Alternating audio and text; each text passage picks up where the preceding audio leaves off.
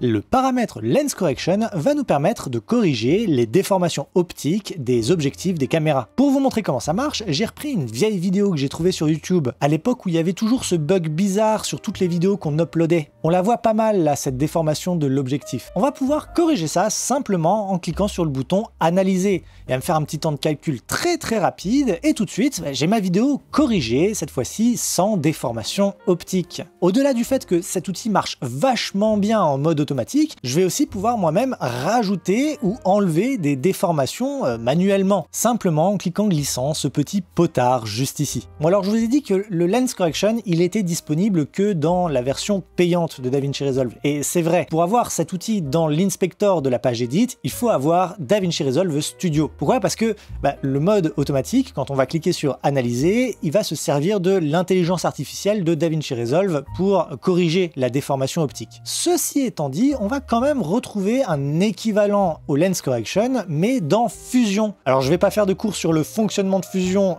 dans cet épisode, hein. Il y a toute une série dédiée à la page Fusion, allez voir ça. Je pars du principe que vous savez à peu près comment ça marche. Alors on va simplement rajouter le nœud qui s'appelle Lens Distortion. Attention à ne pas le confondre avec le Lens Distort.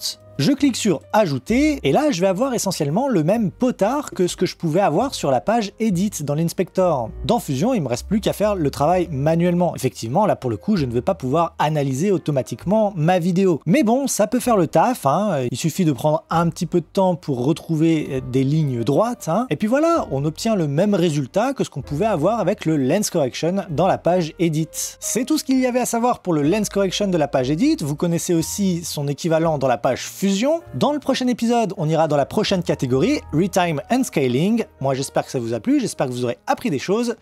Ciao!